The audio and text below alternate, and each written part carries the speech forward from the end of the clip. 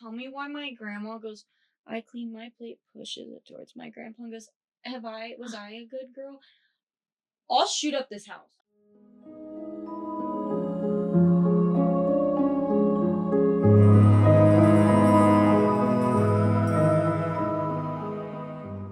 I'm Jen. I'm Ty. I'm Haley. And you're listening to Mania and Manslaughter. And today we're going to be talking about the story of Sean Grate. This actually happened in my hometown of Ashland, Ohio. I grew up here, so this is a little close to home. I don't think I've heard this one. Buckle your seatbelts. Buckling. Alright, so I grew up in Ashland, Ohio, a quiet place, a place where kids rode their bikes until the streetlights buzzed on, where the loudest thing at night was the hum of crickets or the occasional train rolling through town. We don't have trains out here. And on the south train side of... ticket! Train ticket! Train ticket! He was in a delirium. And on the south side of Ashland, there was this one house, 363 Covert Court. I walked past it as a kid more times than I can count. It was just another old house, nothing special, nothing threatening, just part of the background of childhood. Years later, that house would become the center of one of the darkest stories in Ohio's history. And then I eventually met one of the nieces of one of the victims in this case. We didn't meet till a little bit later because this happened in like 2016. We didn't meet till like 2018. So fairly recently. Like this is very recent. This is very recent. But one of the victims, I know one of her nieces. So her crazy. Is she okay? Mm-hmm. Oh, okay, that's good. Yeah, she's okay. She's okay. That's good. So tonight we're going to walk through the life of Sean Michael Grate, born August 8th, 1976 in Marion, Ohio, a man who hid a monstrous darkness behind a charming smile, a man who moved through small-town Ohio unnoticed for decades, a man whose crimes lives in Marion. Oh, really? He lives in Marion? I don't know where that is. I don't know. I've never been to Ohio. It's like 40 minutes from Toledo. Where was I? Oh. A man whose crimes only came to light because one survivor found the strength to reach for a phone while he slept. This is a story of the Ashland serial killer and how the facade of a quiet town cracked open. Chris. Alrighty. So to understand how we got here, we have to go back to Marion, Ohio in the late 1970s. Sean Michael Grate was born on August 8th, 1976. From the beginning, things weren't easy. He struggled in school, was held back in both kindergarten and first grade. But despite the academic issues, people remembered him as charming, amicable. One former friend even said all the girls liked him. So he's a ladies' man. Mm-hmm. Not anymore. But behind that charm was instability. On August 6, 1982, just 2 days before his 6th birthday, his parents got a divorce. And then when he was 11, his mother left to go live with another man. Sean reportedly hated every boyfriend his mom ever had, and according to psychological evaluations a little bit later on in life, he developed violent fantasies about his mother at a young age. You can feel bad for the kid. Like, you know, they got a divorce, you know, like that's where his mom left him. You can feel bad for the kid, but you can't feel bad for this in his later life. Story started. Was when his parents divorced. Villain. That's typically when most of their villain arcs start, is when their parents got divorced. I believe it. My parents told me that they were getting divorced on Christmas when I was 9. So my parents aren't divorced, but they should. They should be. Yeah. They should. Yeah. My parents needed to be. Y'all ever listen to this? Sorry. What do we listen? What? Oh, my parents. So that's why Jack's villain arc's so crazy, because they keep divorcing and getting back together. That's crazy. Actively back together to date. That is expensive. That is expensive. Well, they don't ever get remarried. They separated once and then got back together and then actually finalized the divorce, that breakup, and then now they've just been dating on again, off again. But they call each other husband and wife, no? Depends. I don't want to know what they call each other, actually. Well, she recently started posting stuff calling him husband. Shit, I'm a farmer's wife. That's why I back. You know, so like, and farmer's wife Look at her face. A leap in bounds, babe. Where it's a stretch. Farmer's wife. Like a man. Farmer's wife. Your husband got a DUI driving 18-wheelers, so now he has to work on the family farm, you dumb bitch. Anyway. We get distracted a lot. Oh, Hit a button, okay. A high school girlfriend described him as a deeply depressed kid. She said he would lie on the couch for days, barely moving until he felt normal again. These features, emotional, psychological, and environmental, would follow him into adulthood, and eventually they would erupt. So we're getting to the first victim. Her name is Jane Doe. They decided to keep her name a secret because, trigger warning, this does involve sexual assault, sexual abuse, murder. So if you don't like it, click off now. Yeah. See you in the next one. So they decided to keep her name and her identity a secret because she is a victim of sexual assault. But she's the only survivor of all these victims, by the way. So there are multiple victims. This was in Ashland, Ohio. It happened in September 2016. So in the summer of 2016, a 38-year-old woman met Grate at the Salvation Army Croc Center in Ashland. They ate lunch together, they walked together, they talked about the Bible. She saw him as a lonely man looking for connection, but he saw her as something else. He wanted a romantic relationship, but she just wanted to be completely platonic, was not interested. Even, like, she didn't even want to swap phone numbers with this man. Like, Valid. she was standing 10 toes down. She did not need no man. No. No. And then on September 11th, 2016, he convinced her to go with him to an abandoned house. Why of the two cases that we've covered, something has happened on your birthday? Oh, yeah. Well, there's a lot of things that happened on your birthday. Yeah, a lot of things happened on your birthday, girl. Queen shit. 9/11. Clock it. R.I.P. everybody. I was like 1 year old when that happened. That was totally irrelevant. I didn't even say that. I was like 30 seconds old when they hit the Pentagon. I wasn't alive. Hey. Slay. Dodged a plane with that one. I was gonna say a bullet, but anyways, on September 11th, 2016, he convinced her to go with him to an abandoned house at 363 Covert Court, the same house I used to walk past as a kid. Inside, everything changed. She was sitting on his bed reading the Bible when his demeanor shifted. He ripped the book from her hands and told her she wasn't going anywhere. What followed was 3 days of captivity, beatings, strangulation, and repeated sexual assault. She suffered head trauma, extensive bruising, and other injuries. That's gross. Anyways. Clock hits to you. During the investigation, Grate told prosecutors that he wasn't planning on killing her.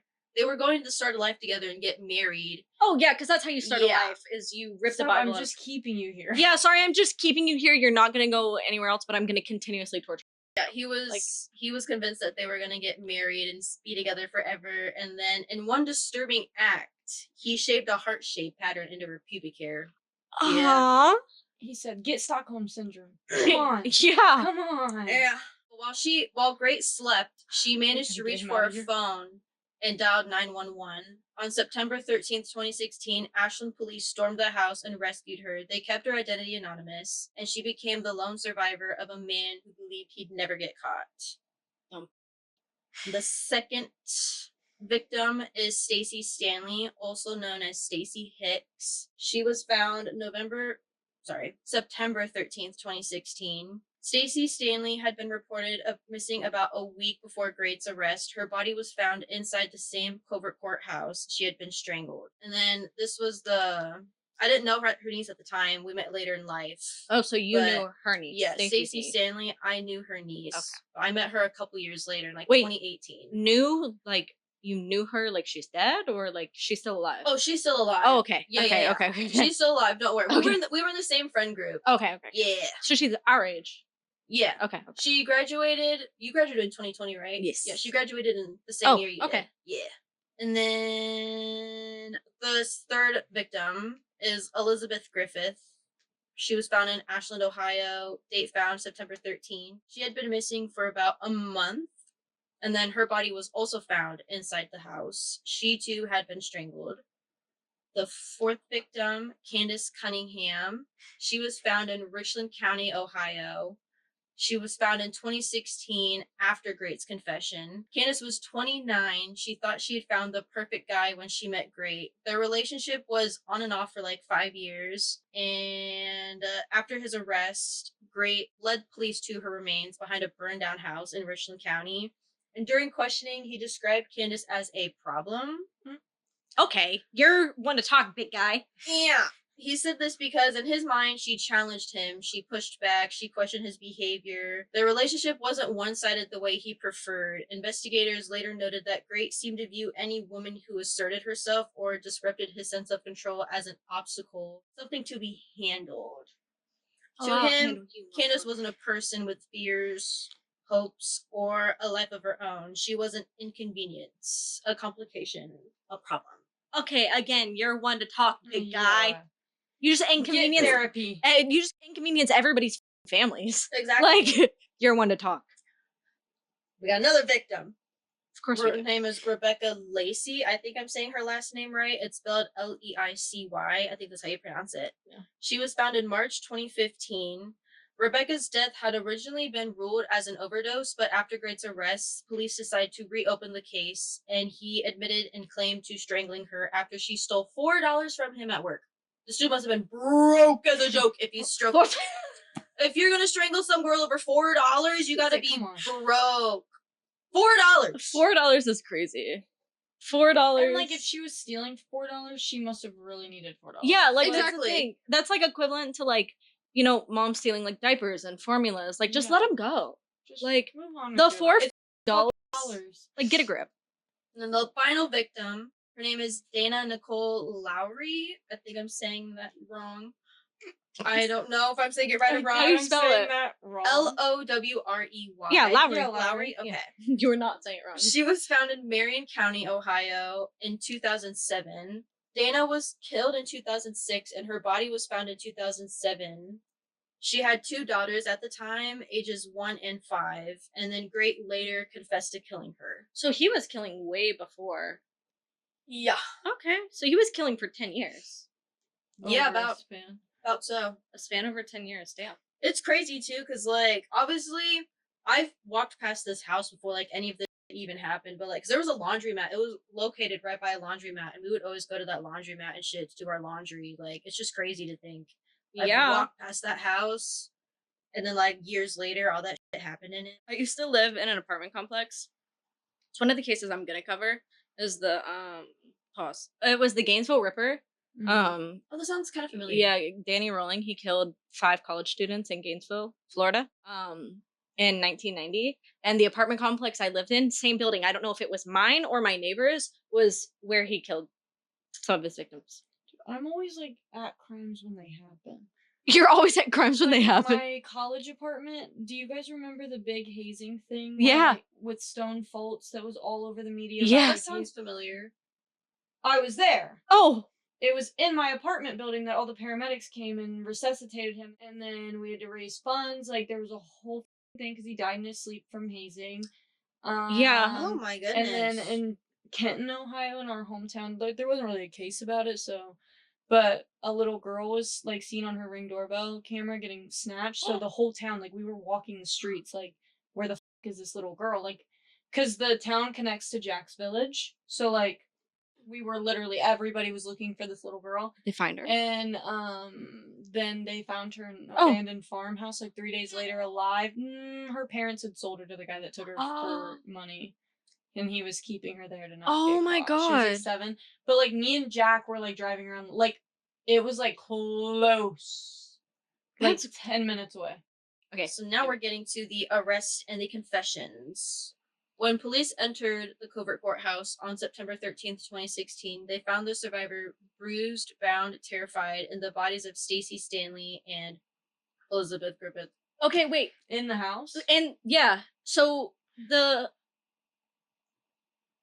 yeah. Yeah. So the Jane Doe, the survivor, was being brutally tortured and at the same time that those dead bodies. Did she see them? I don't know if she saw them. I never like find that part out. He probably. I think he had them in the basement. I think they might have been in like the basement of the house. It never really said where the bodies were. Just that they were found in the house. I also wouldn't put it past him to have them out if he was like, he said he wasn't planning on killing her. So he had killed a bunch and then wasn't caught up until that lady called 911. Because that lady called 911. He was taking a nap and there was a phone on the nightstand I know this case. in the room or I've whatever never that heard she of was in, and because she was bound and tied to the bed, but she was able to reach the phone on the nightstand and dial 911. So she got very lucky. Good for her. Good. Good for She her. got very lucky. Where am I? Oh, he was arrested on the spot, and then in interviews, he confessed casually to multiple murders. He talked about the women as if they were inconveniences. He showed absolutely no remorse, no hesitation, or no humanity. So this guy's just a stone Piece of cold, shit. yeah. The trials and sentencing, a grand jury, and this is I always get Indictment? indicted because it has a C in it. It looks like it says Indicted. but Indicted. a grand jury indicted Gray on 23 counts, including aggravated murder, kidnapping, and multiple sexual assaults. Yeah. He initially pleaded not guilty. Later, his attorney filed. It was because his attorney tried to file a plea of not guilty by reason Of insanity. I hate when they do that. If you sit in a room and say, "I did this, this, and this, I killed this person," You know right from wrong. That's the Mhm. thing with the reason, like the pleading reason of insanity. If you don't know right from wrong, that's when an insanity defense works. But he knew right from wrong. And if even if he was trying to claim, "Well, I was insane at the time of the crime," then you wouldn't be able to recall it Exactly. perfectly. Exactly. I hate that's But always their first one. Don't worry, guys. In January 2017, a psychological evaluation determined that he was fully sane at the time of the crimes. Fully sane's a So stretch. the insanity plea You're a little crazy. was withdrawn. So they took that shit back. That's period. That's crazy. I hate. That's always their first go to with like mass murders. That's always their first go to And is it's like maybe fool me once, but like he killed a bunch of people. I would like lose my place. Okay, his trial was scheduled for November 6, 2017, but it got delayed to April 9th, 2018. And then on April 23rd, opening statements began. May 2nd, Grate pleaded guilty to 15 charges. On May 5th, he was found guilty of murdering Stacey Stanley and Elizabeth Griffith. On June 1st, 2018, he was sentenced to death. On March 1st, 2019, guilty to murders of Rebecca Lacey and Candace Cunningham, life without parole. September 11th, 2019, guilty of the murder of Dana Lowry, life sentence. On December 10th, 2020, the Ohio Supreme Court upheld his death sentence. Period. He was scheduled for execution on March 2025, but it was delayed due to an ongoing appeal and because Ohio ended lethal injection in 2020. Yeah. So as far as I know, he's still waiting. Still kicking it. Yeah, he's still waiting. See, I don't know how I feel about like there are certain cases where I feel like capital punishment is good, like like rapists and like child predators. But sometimes it's better to just let them rot. Especially because be ashamed if somebody strangled you and sexually assaulted you. Exactly. Be ashamed. It would be a shame, big guy. Like well, you already know he's getting it in there. Don't like you just worded it. They do. Like they don't take that shit lightly in prison. That's like my old high school resource officer. Hey, Joshua Heron, you. But period. He had this like ongoing relationship with a girl from my class and her little sister for all 4 years. Well, I don't know about her little sister, but I know like the girl all 4 years. He became a resource officer, I think our 9th grade year, and then he went to the elementary school our senior year after we graduated. So he went to the elementary school that my little brother went to school at. He was in 3rd grade. I told him, "Hey, watch out for like my little brother. Make sure you watch out for my little brother." And in 2022, the girl, I guess she blocked him and he sent her like letters and was like, "Don't tell anybody." And she went to the police and she told them and he resigned.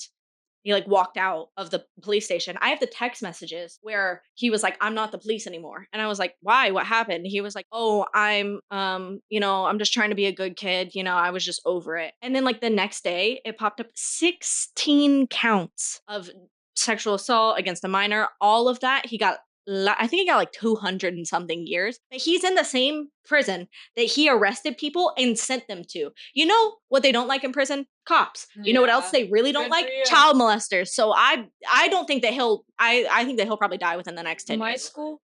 Oh yeah, he was hitting me up when I was a minor. My school had 2, we had 3 predators, 2 that got 4 predators, 2 that got caught. My school was trifling. There's an old Just mine. man, like the woodshop teacher, used to chase us around the table and be like, "Let me just headbutt you in the stomach." It's crazy. That's crazy. He also got fired for being the basketball coach because you know how a teacher, like in elementary school, be like, "Whoever has red on their shirt, line Yeah. up first." Okay, who has blue? Like he was making the girls do that by underwear color, but they still let him be a teacher. He just got fired from the coaching position. When I would wear a ponytail to his class, he would sit behind me and do this, so I stopped wearing one, and then he pulled me aside and was like, "Why don't you wear the hairstyles I like anymore?"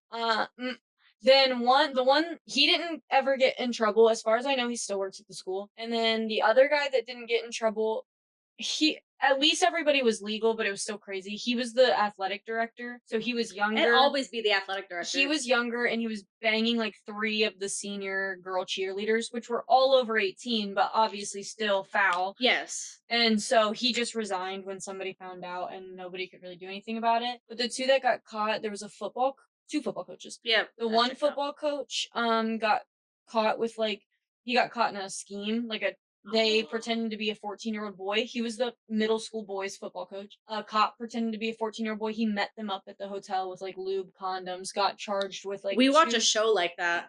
I'd be watching Chris Hansen. Oh, we watch you should watch Sosa Undercover. Oh yeah. Oh, I love Sosa. So they caught him, and then he had brought in like a hard drive with him. It had a bunch of images. Then the meeting up, all of that, he got charged with. He's still in jail. And then my 8th grade history teacher. Mine was my 6th grade history teacher. He had a tendency of once you went to 9th grade, he would like start following you on social media. He kept requesting to follow me and I wouldn't accept it. So then he came up to me at a football game and was like, "Is my friend request not good enough for you?" And I was like, "Oh, like I just don't really want teachers on my social media." And he's like, "So what are you posting that's so bad?" And I was like, "Oh, well, my parents are on my social media, but like not my teachers, you weird ass." And then like 6 months later, a 6th grade girl posted messages where he had messaged her after school, "I love that dress you were wearing today," because the 6th through 8th grade like shared the same hallways. Yeah. And her older sister was in his 8th grade class. And then it came out that he was like fully having an affair with the 8th grade sister. That's crazy. Yeah. I want you to look at the other picture he just put up. My dad's gonna be so mad.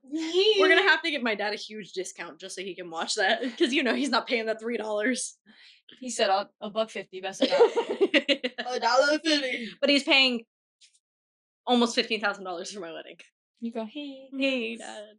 I called him and I was like, "Yeah, we had a meeting with the venue and everything," and he was like, "Okay, how much money do you need?" Okay, sorry, Jen. No, we're good. Sorry, there's just a lot of predators in Ohio. There are. It's like genuinely crazy. In Florida, so this too. is the reflection. When I think back to walking past that house as a kid, it feels surreal. I had no idea what would one day happen inside. No one did. It was just another house in Ashland. So the house was demolished, but before the demolition, the community held a balloon release for the victims. I didn't attend it, but I do remember seeing like the images and a lot of people posting about it. People described it as soft, melancholic, I can never quiet. Goodness. Balloons rising slowly into the sky in front of that house. A moment of peace and grief intertwined. A small gesture, but one filled with love, remembrance, and solitary. Yeah. It's a big word for yeah. These are a lot of big words for me. Like he knows. Big word, Bravo. He knows that I struggle with big words. Why would he do this to me? He said, "I'm gonna help her, but I'm gonna embarrass her a little bit." Solidarity. Oh yeah. Solidarity. That's a big word for Elmo. And I remember when they finally tore the house down. Why did I say it like and that? I remember. Let me hang on. Guys, the case isn't funny. Jen's just hilarious. I'm sorry. It's not funny. I'm sorry. Ugh. And I remember when they finally tore the house down, not because I was there, but because the whole town was talking about it. Photos circulated, people shared stories, and it felt like the community was watching a dark chapter being dismantled brick by brick. Even from a distance, it carried this strange heaviness, like the town was trying to breathe again after holding its breath for too long. And when I think about Stacey Stanley, about her niece who I met later on, but we never grew close to, it becomes even more real. These weren't distant victims. These were people connected to the community, to families, to friends. What brought Sean Grate down wasn't police work or a tip or a confession. It was the courage of one woman, a survivor, who reached for a phone while her attackers slept. Her bravery exposed everything. And closing. This is the story of Sean Grate, a man who hid in plain sight, who blended into a small town in Ohio, who moved through life unnoticed until the one day a survivor refused to stay silent. In the end, it wasn't his charm or his manipulation or his violence that defined him. It was the strength of the woman who escaped him. And the echoes of what happened at 363 Covert Court will stay with Ashland forever. Fantastic job, Jen.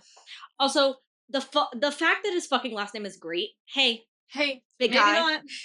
Big guy. Not great. No, that's he's crazy. Not that great. I'm glad that girl's alive, but I can imagine like what she goes through on the fucking And the daily. survivor's guilt. Yes. Like, it has to be like, yay, I'm brave, and also nice that you brought closure to the families by their bodies being discovered, but you also have to have a little bit of like, yeah, and he went under, the reason why he like went under the radar for so long is because he wasn't like killing like boom boom boom boom. He was like, it was like a few over a span of 10 years, which is crazy. That's insane. It's weird, like, I've heard about this, but I never really, like, looked into the story, actually, because it was so close to home, I just didn't really want to know that much about it. It kind of freaked me out. I know how you feel. But then my sister I was telling my sister how we started this podcast and everything, and she was Thanks, like, Stephanie. She was like, you should do the story on, like, Sean Grate, and I'm like, oh, you're right, I should do that. Thanks, Stephanie. Yeah, thank you, Stephanie. She gave me the idea. But it's crazy. I think one of the part that like disturbed me the most was that he shaved a heart into her. Yeah. Thanks for listening to our podcast. We hope to hear. Wait. we hope to hear from you personally. Please, right. Oh yeah. Subscribe to We filmed Patreon. a fun little game. Yeah, we played a fun game. It's Patreon. It's Patreon exclusive. It's behind the paywall, so subscribe to our Patreon. If you can't afford $4 like Sean White, you don't. Sean White. Sean White. I thought you were gonna say Sean Combs. No, there's a reference to the $4 murder. Anyway, If you can't afford $4, like Sean Grate, kill him.